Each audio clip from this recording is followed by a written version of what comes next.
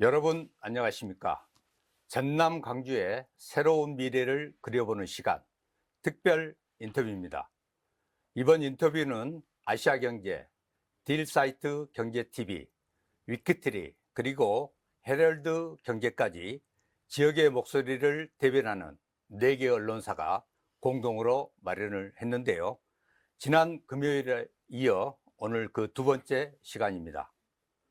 오늘 나눈 깊이 있는 대화는 각 언론사의 유튜브 채널과 지면을 통해 상세히 보도되며 주요 장면들은 숏폼 영상으로도 빠르게 만나보실 수 있습니다.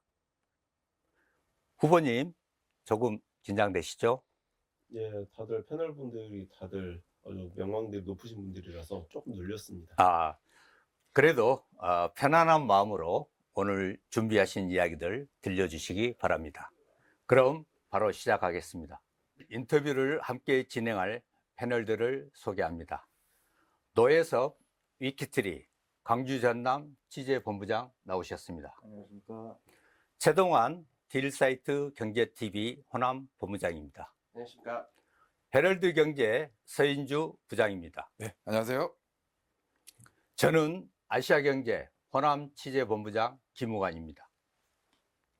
반갑습니다. 그럼 오늘 인터뷰의 주인공을 소개합니다. 더불어민주당 전남 광주 통합특별시장에 출마한 정준호 후보님입니다. 정 후보님은 광주 북구갑 현역 국회의원이시고요. 우리 지역에서는 젊은 정치 세대로 주목받고 있는 인물입니다. 광주 동신고 출신으로 2001년 수능 시험에서 만점을 받아 당시부터 지역사회에 큰 주목을 받았습니다. 이후 서울법대를 졸업하고 변호사를 거쳐 국회에 입성한 지역사회 뉴 리더로 급성장을 거듭하고 있습니다. 이번 후보 중에 최연소 후보이기도 합니다.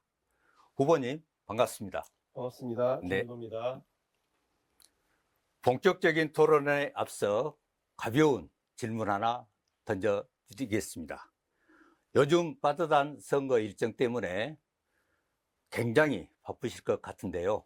하루에 잠을 얼마나 주무신지 그것도 궁금합니다. 지난주에는 목포 업한장, 여수 업한장 이렇게 새벽 어시장을 위주로 많이 돌았더니요. 새벽 한 4시까지 가야 돼서 밤 11시에 자도 새벽 한 3시 정도에 일어나야 돼가지고 한 4시간 정도 좀 자고 있습니다. 네. 김대중 대통령이 쪽잠이 보약이라고 네. 했는데 보약인지는 모르겠고 쪽잠 안 자면 힘든 수준으로 네. 수면 시간 확보가 좀 어렵긴 했었습니다. 네. 하루 24시간이 부족하다 못해 25시간 그 정도로 쪼개서 그렇게 생활을 하고 계신 것 같습니다. 그러면 공통 질문에 들어가겠습니다. 노혜섭 본부장부터 질문에 들어가 볼까요? 네, 안녕하세요.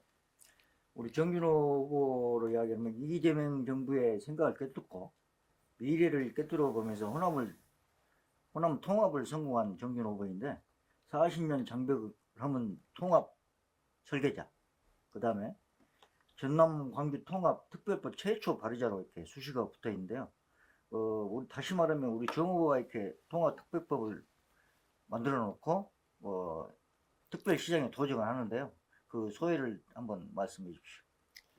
대전 충남 그 통합이 12월 중순경에 대통령이 이제 청와대 오찬으로 대전 충남 의원들 다 모아가지고 이제 거기서 이제 본격화가 됐었거든요. 근데 그 전날 저녁에 당시 우상호 정무수석이 여의도로 오셔가지고 저를 비롯해서 초선 의원들 몇 명 불러서 저녁을 사주셨습니다. 그러면서 저한테 이제 하셨던 말씀이 대전 충남은 내일 이제 오찬 자리로서 이제 정리가 될 거고 확실하게 이제 통합의 시작을 하게 될 거다. 근데 광주 전남은 시간이 좀 필요한 것 같다. 본인이 통합을 주장하는 거는 잘한 거지만은 너무 거기에 목매달 필요는 없어 보인다라고 얘기를 했는데 그 말을 듣고 이제 이게 저한테 격려일 수도 있고 그래도 돌아가서 생각해 보니까 솔직히 조금 약도 좀 오르고요. 왜 광주 전남이 안 된다고 생각을 하는 거지?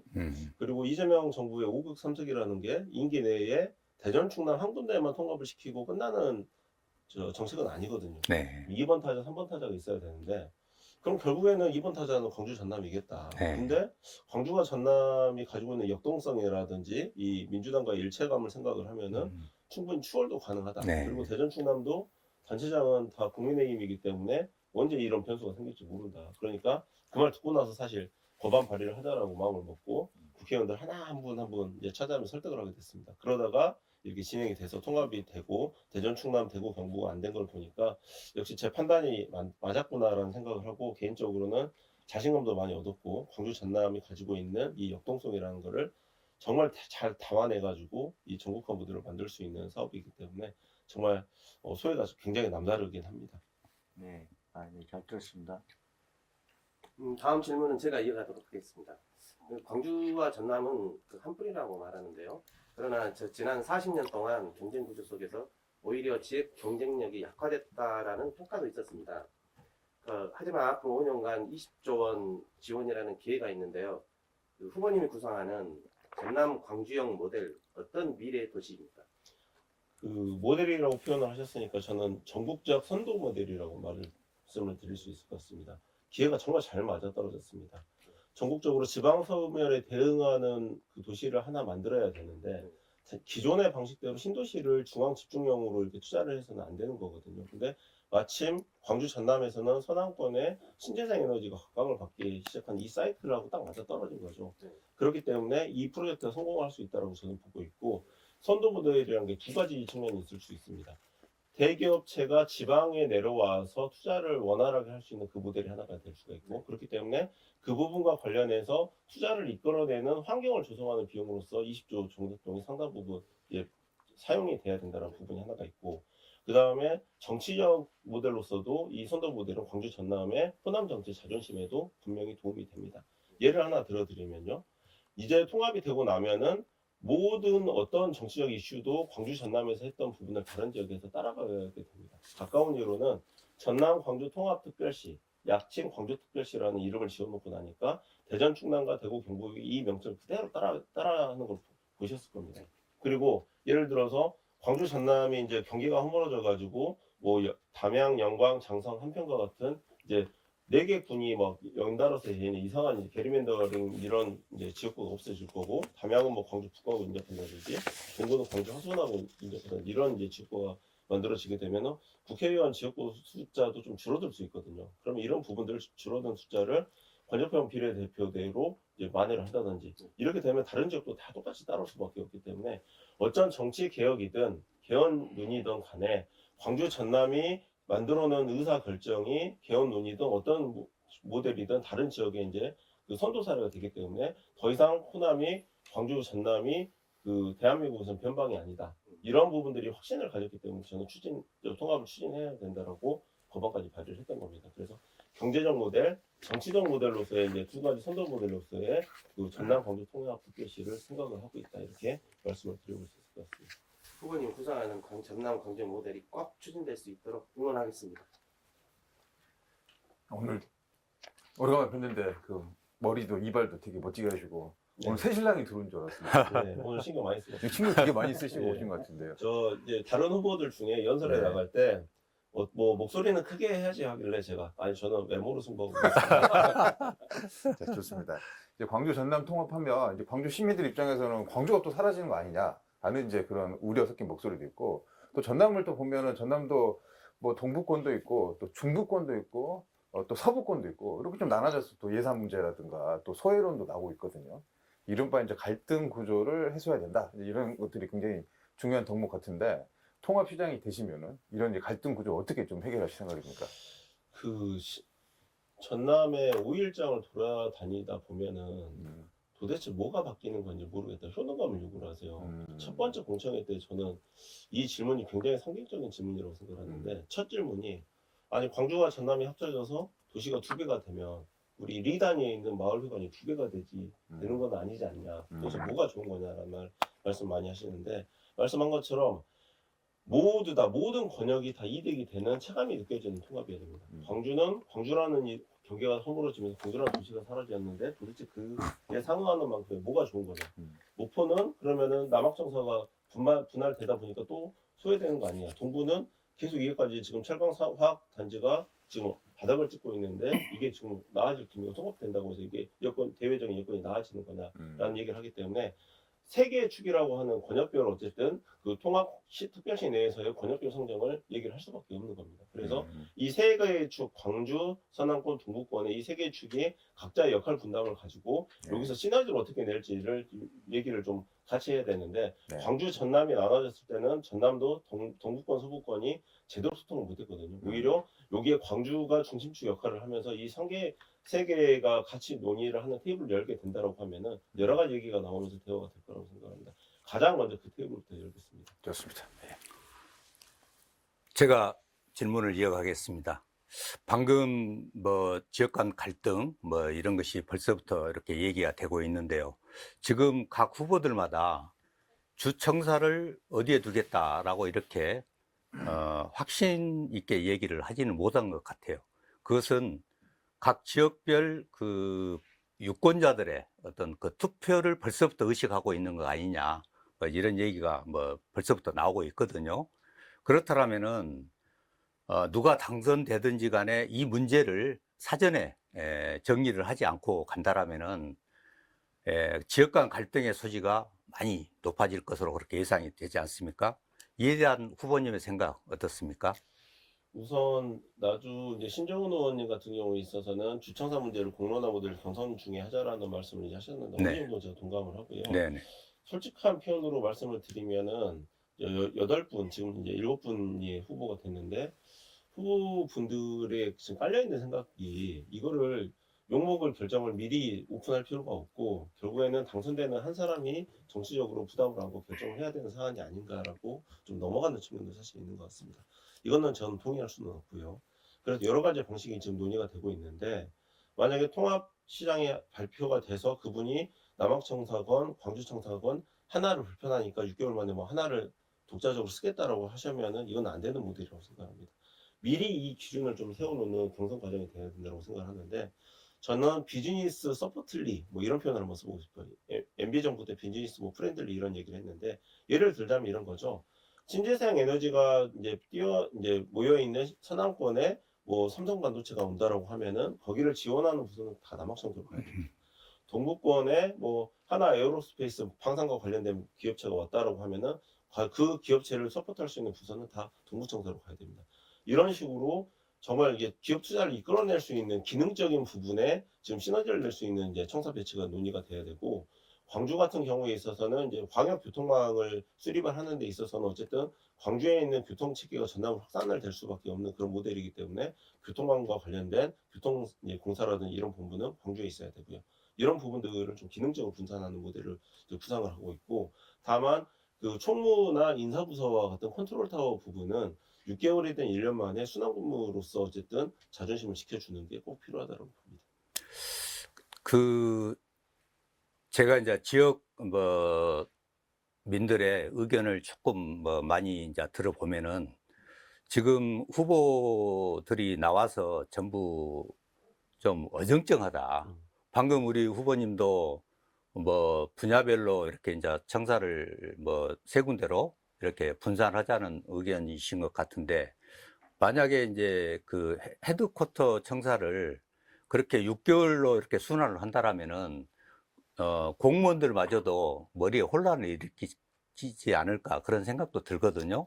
그래서 제가 이제 한 가지 더 생각하고 있는 모델은 아마 통합특별시장이 순환근무하다 보면 불편할 수도 있고요. 공무원들이 더 네. 이렇게는 할 수 없다고 그렇죠. 할 수도 있어요. 네. 그러면은 남학청사건, 동구청사건, 광주청사건 하나로 그냥 선택해야 될 수도 있습니다. 네. 그러면 비어있는 청사가 생기는데 거기는 과감하게 2차 공공기관 이전을 받는 그 공공기관들을 다 그냥 채워 넣어버려가지고 별도의 그 상권이라든지 이런 경제권을 유지를 하는 방법을 선택해야 될 수도 있다고 봅니다. 근데 둘 중에 어떤 방법이 맞는지 부분은 일단은 순환근무나 이런 부분들은 한번 해보면서 결정을 해야 될 부분이라고 좀 생각하고 있습니다. 방금 말씀은 상당히 신선하게 들려옵니다. 다음 질문 이어가시죠. 다음 질문 저희가 다시 이어가도록 하겠습니다. 이번 그 특별시장 경선에는 7명의 후보가 나왔지 않습니까? 그 7명 후보 모두 경쟁력 있는 후보들인데 그 우리 정준호 후보만의 강점 뭐라고 생각하십니까? 이 5극 3특 통합 정책을 가장 잘 이해하고 있고, 그리고 솔직히 말씀드려서 다른 6분의 후보님들은 지방선거전 통합 주장하신 분이 없었습니다. 저만 먼저 가장 빨리 진행을 하고 1번 타자로서 이재명 정부하고 같이 진행을 하자는 얘기를 했고요. 그 다음에 7월 1일부터 통합특별시가 출범을 하게 되면 초대 통합특별시장의 임기는 정확하게 이재명 정부의 임기하고 똑같이 일치를 하게 됩니다. 이재명 정부와 같이 가야 되는 통합 설계자로서의 지금 초대시장이 돼야 됩니다. 그러면 이재명 정부와 가장 합을 잘 맞춰야 되고 가장 이 이슈를 이끌어가야 됩니다. 통합특별시장이 됐을 때 이 특별시장의 지위에 대해서 어떻게 되는 거냐, 특별시민의 지위라는 게 어떤 거냐라고 했을 때 저는 가장 먼저 통합특별시장이 국무회의에 참석을 시켜야 된다라고 주장을 했던 사람입니다. 이런 식으로 저는 반발적이건 한발적이건 앞서가서 생각을 할 줄 안다고 생각합니다. 국무회의에 참석을 해서 대통령, 총리, 주무부처 장관들 매주 만나면은 지역 현안과 가지고 별도의 미팅 자리를 만날 필요가 없습니다. 정말 만나기 어렵거든요. 매주 만나서 국무회의 끝나고 현안 논의를 하게 되면은 이 지역에도 도움이 됩니다. 이런 식으로 제가 조금씩 앞서서 이렇게 내세울 수 있는 이런 부분들이 있기 때문에 제가 통합특별시장이 된다라고 하면은 남들이 하지 못했던 생각을 조금이라도 반발적 앞서서 할 수 있는 부분이 있다. 그렇기 때문에 빨리 통합을 하자고 제가 확신을 가지고 주장을 했었던 거다. 그래서 우리 언론사 제가 국장님들 뵙고 후보의 강점에 대해서 이재명 정부의 국정 철학을 가장 잘 이해하고 있는 후보라고 좀 어필을 해달라고 했을 때는 다들 이해를 못 하셨는데 지선전 통합이 성사되고 나니까 이제 그 말이 무슨 뜻인지 조금 이제 이해를 하시는 것 같습니다. 앞으로도 보여드릴 모습이 많습니다. 그 부분에 대해서 앞으로 기대하겠습니다. 예, 예. 초반 분위기가 상당히 달아오른 것 같습니다. 조금 분위기를 바꿔서 제가 다시 한번 여쭤보겠습니다. 지금 경선 후보 중에서 우리 후보님하고 케미가 잘 맞는 아마 후보가 있을 것 같고, 그렇지 않으면은 또 저런 후보는 나하고 생각이나 뭐 이런 것이 안 맞다, 뭐 이런 후보가 아마 마음속에는 있을 것 같은데, 이게 뭐 쉽게 뭐 노출하기는 어려울 것 같은데 조금 접근이라도 좀 해줬으면 어쩔까 싶습니다만. 다른 후보님들은 실명 거론 잘 안 하시는 질문일 것 같은데 굉장히 재밌는 질문이라서 저 그냥 솔직하게 답변을 아유, 드리겠습니다. 그래요? 저는 감사합니다. 케미도 잘 맞고 예. 또 잘 안 맞는 그 후보가 일치됩니다. 저는 우리 현 강기정 시장님 예. 잘 맞을 때는 정말 잘 맞습니다. 네. 통합도 하자고 하니까 막 밀어붙이고 이런 거 잘 맞습니다. 근데 우리 뭐 광주 교통 문제라든지 지역구 현안이라든지 이런 부분들은 안 맞기 시작하면은 끝까지 결론이 안 납니다. 네. 그래서 잘 맞을 때 정말 케미가 잘 맞고 또 불편하기도 한 후보는 저는 강기정 시장님 한번 딱 특정해서 말씀드리겠습니다. 상당히 아이러니합니다. 노혜섭 다음 네, 제가 본부장님. 예. 드리겠습니다. 요즘 이렇게 경선을 앞두고 상당히 이렇게 행사장 많이 다니실 것 같은데요. 광주 시내권엔 후보님이 다닐 때 택시를 많이 이용하신다고 들었었는데 어떤 이유가 있습니까? 우선은 송정역에 올 때 이제 밤늦게 밤차 타고 올 때가 많거든요. 그러면 이제 수행하는 뭐 스태프들 반두 시간 또 그 시간까지 기다렸다 오는 것도 좀 불편하고 네. 그리고 송정역에서 이제 지하철을 타면 정말 빠릅니다. 특히 뭐 퇴근 시간이라든지 이런 때는 한 번은 제가 보니까 그 지역 행사가 있어가지고 용산역에서 4시 8분 KTX 타면 제일 빨리 여기서 5시 44분 도착하는데 지하철을 타고 이제 충장로에 있는 행사장을 갔더니 차 타고 오시는 다른 의원님들하고 한 40분 정도 차이가 나더라고요. 그래서 대중교통이 빠를 때는 정말 빠르고 저희 아버지도 이제 택시 운전을 하셨는데 그래서 택시 이제 기사님들하고 택시 타면서 뭐 이런저런 말씀 나누고 인사 드리는 것도 제 낙 중에 하나여가지고 그렇게 지금 진행을 하고 있습니다. 예, 자, 이분은 경선 과정에서 시민 공천 배시 문제, 사실 그게 좀 기대도 좀 됐었고 또 우려도 좀 높았어요. 저 이렇게 지금 공천 과정에서 이게 좀 배제됐단 말이죠. 상당히 좀 아쉬운 부분도 있었을 것 같은데 후보님 어떻게 생각하고 계세요? 저는 아쉽다기보다는 이거 지금이라도 빨리 바로 잡아야 된다고 생각합니다. 그래요? 대신에 네. 이번에는 해야 됩니다. 왜냐면은 전남 시민도민들은 광주 후보를 이름만 알고 몰라요. 특히 저 같은 초선 의원들은 전남에 계시는데 아예 모를 수도 있습니다. 그리고 예. 광주 후보를 전남 도민들이 이름만 들어보고 모릅니다. 그런데 그러면은 유권자의 알 권리를 보장을 해줘야 되지 않느냐. 거기다가 이제 통합특별시가 처음으로 들어오기 때문에 어떤 비전을 가지고 있는지를 알아야 되거든요. 예. 인지도만 가지고 지금 뽑을 수는 없는 선거지 않습니까? 그 이유는 더 잘 아실 겁니다. 그런데 이 부분과 관련해서 공관위에서 여러 가지를 고민을 해가지고 공식적으로 공개적으로 요청을 했는데도 지도부에서 어떠한 설명도 없이 이걸 바꿔버렸단 말이죠. 이계호 장관이 이계호에 대해서 되게 이제 불만을 이제 제기를 하시면서 이제 후보자로 사퇴를 하신 이후에 정청래 대표하고 국회에서 이제 만나는 일이 있었습니다. 얘기가 나왔는데 정청래 당대표가 그래 5대5 원칙이 무너지면 안 되는 거다. 자, 원칙을 지키겠다라는 그 입장은 제가 존중을 하겠습니다. 네. 근데 안 맞는 부분이 있어요. 네. 그러면 5대5 원칙을 유지를 하면서라도 경선 일정을 최대한 뒤로 빼서 토론회라도 뭐 다른 지역에서 한 번, 두 번 할 때 여기는 세 번, 네 번 한다든지 이래서 이런 안 권리를 보장하고 맨 마지막에 경선을 해도 상관이 없는데 네. 오히려 반대로 경선 일정 맨 앞으로 끌려서 서두르고 있단 말이죠. 서두르고 있는 이 원칙에 이 입장에 대해서는 그 누구도 설명을 안 해주고 있습니다. 혹자는 광주에 뭐 보궐선거가 있어야 되기 때문에 그런 거 아니냐라는 말도 있는데 그러면 이거 특정한 어떤 시나리오를 염두에 두고 이게 끌어낸다라고 하는 거면은 이 지도부나 이거 관련된 사람들은 나중에 책임질 것까지 저는 해야 되는 문제라고 생각합니다. 지금이라도 네. 5대 원칙이 중요하다라고 하면은 그 경선 일정을 제일 뒤로 빼가지고 토론회 보장을 하고 네. 그다음에 정책 배시 문제가 채점 그 권한은 없다라고 하지만은 최소한 전문가들이 봤을 때 개별 후보가 가지고 있는 역량이나 비전이라는 게 높게 측정이 된 후보가 누군지 그 순위라도 공개를 해서 이 투표에 반영이 되게 만들어야지 합리적인 경선이 될 거다. 저는 강하게 이렇게 좀 주장을 해보고 싶습니다. 네, 알겠습니다. 이해됐습니다.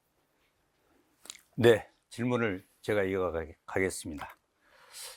지금 전남 광주가 야심차게 지금 통합시의 출범을 앞두면서 뭐 희망 섞인 우려가 많이 나오고 있는 것도 사실이거든요. 그러려면은 앞에서도 뭐 지적이 됐습니다만은 청사 문제 그렇고 소 지역 간의 갈등 구도가 상당히 지금 그런 모양새를 띠고 있거든요. 이를 해결할 후보님만의 뭐 통합 치유 정책 무엇이라고 생각하십니까? 저도 이제 전남을 돌아다녀 보니까 지역별로 굉장히 그 활동가들이 많이 있으시고 제가 이제 출마 선언할 때 이제 광주형 일자리 관련해 가지고 이제 얘기를 했던 게 노사정 이게 지금 이 모델이 있는데 여기에 시민사회를 넣어서 노사정민 모델을 한번 만들어 보자. 네. 광주가 가지고 있는 이 제야의 이 성숙한 의식이라는 굉장한 큰 자산이거든요. 노사정의 그 민간 우리 제야 그 단체들의 좀 그 역할을 좀 주문을 하면서 권한을 주게 된다라고 하면은 굉장히 이분들이 결단력도 있고 추진력이 있기 때문에 양쪽 얘기를 듣고 결정을 잘 내릴 수 있을 거라고 봅니다. 그래서 네. 이러한 시민 공론화 모델을 하나 광주에서 전남에서 만들어내 가지고 전국을 확산시킨다라고 하면은 굉장한 자산이 될 거라고 보거든요. 그래서 노사정민위원회와 같은 시민사회 제야 시민단체가 의사결정에 들어오는 공론화 모델을 이 기회에 한번 만들어서 갈등치유 모델로 한번 시작을 해보자 이렇게 제안을 한번 드리고 싶습니다. 네, 그렇게 된다라면은 현재 지역민들이 아쉬워하는 어떤 그런 부분들은 많이 해소가 되지 않을까, 뭐 나름대로 기대를 해보겠습니다. 이번에는 정책 관련된 질문을 하나 좀 드리겠습니다.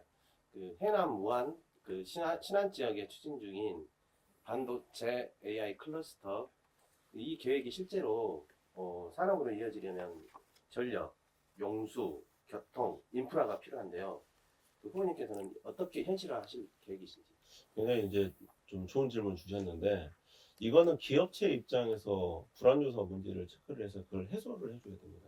그 불안 해소 비용으로서 20조 중에 일부를 저는 써야 된다라고 보고요. 가장 급하게 이 부분이 해소가 돼야 된다고 봅니다. 구체적으로 말씀을 드리면은 전력, 신재생 에너지 굉장히 많죠. 근데 기업체들이 여전히 불안하다고 합니다. 뭐가 불안하냐 그랬더니 기후라든지 여러 변수가 있기 때문에 신재생 에너지만 믿고 왔다가는 에너지 불안 요소가 정리가 안 된다.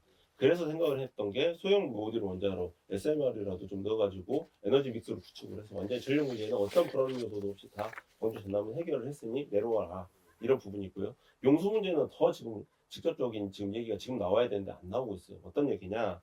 삼성이라든지 이렇게 반도체 기업 쪽에 얘기를 해보니까 서남권에 있는 물은 풍부하지만 쓸 수 있는 물이라는 관점에서 좀 더 생각을 해봐야 된다. 무슨 말씀이냐? 두 가지 포인트가 있다라고 하는데요. 정수 절차가 필요하다. 깨끗한 물이 더 필요한데 그런 정수 시설과 관련된 부분은 본인들이 얘기가 좀 조심스럽다. 이 부분이 하나가 있고 그 다음에 물이 지금 100만 톤이 그 확보가 돼 있고 하루에 2만 톤만 쓸 수 있다라고 하더라도 물이 충분한 거 아니냐라고 했을 때는 가물었을 때는요.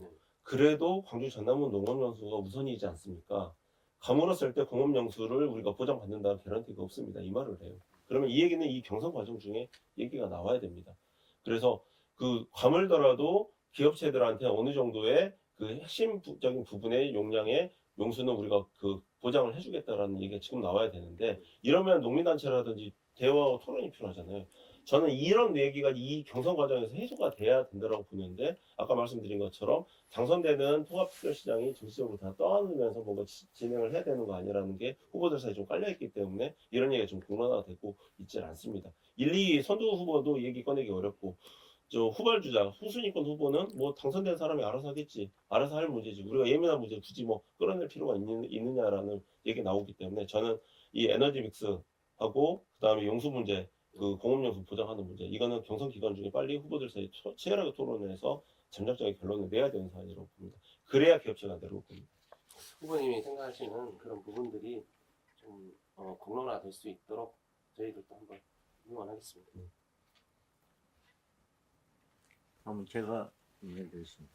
통합이 되면 후보님께서 AI 중심 초광역 도시를 만들고, 또한 10년 내에 인구 500만 금액의 새로운 성장 거점 도시를 만들겠다고 하셨는데,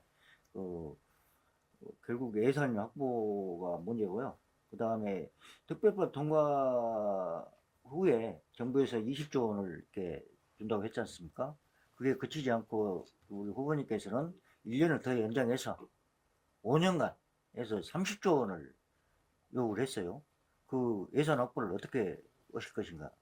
제가 오늘 이거 방송 마치고 저녁에 청와대 만찬이 잡혀 있는데요. 그때 가서도 제가 대통령한테 면전에서 직접적으로 제가 건의를 할 생각입니다. 1년에 5조씩 해서 3군데가 진행이 되다가 2군데는 안 되고 광주 전남은 통합이 됐습니다. 그 재정 당국에서는 10조 원을 확보를 해놨는데 이 부분이 지금 세이브가 된 거죠. 그 중에 절반씩 해서 2년. 그러니까 2026년도 광주 전남은 통합이 됐지만은 대구 경북이나 충청도는 이제 2년 뒤에 총선 때 2028년도 통합을 아마 추진을 할 겁니다. 그러면 2년 정도가 세이브가 됐기 때문에 확보된 20조 중에 절반이 10조라도 줘가지고 30조를 지원을 해달라. 이런 주장에 왜 다른 후보들이 지금 동참을 안 하는지 저는 솔직히 좀 이해는 안 갑니다. 제가 이 얘기를 했더니, 기자회견을 했더니, 그 대구 경북에 이제 경북메일이라고 하는 유력 일간지가 있는데, 일면 토끼사에 정준호가 대구 경북 통합 안 된 비용 호남에 물어달라고 했다고 이 주장에 지역 정치권이 경악했다라는 게 일면 토끼사로 실렸습니다. 대구 경북 보수 지역의 언론을 경악시킨 정치인이 있었는지는 모르겠는데, 이렇게라도 해서 어쨌든 재정 당국 확보해놨으니까 이거는 안 쓰는 돈이니까 광주 전에 받아올 생각을 해야죠. 네. 이렇게 해서 30조를 만들어가지고 예산 투입을 해서 초기 모델이기 때문에 그 부분을 주장을 해야 됩니다. 오늘 대통령 만나서 전국 노래자랑도 2등보다 1등 상금이 더 큽니다. 2배 이상 큽니다. 그러니까 10조 더 주십시오. 제가 오늘 면전에서 건의를 드릴 생각입니다. 아무튼 이제 30조 원을 꼭 가져오시길 바라겠습니다. 잘 들었습니다.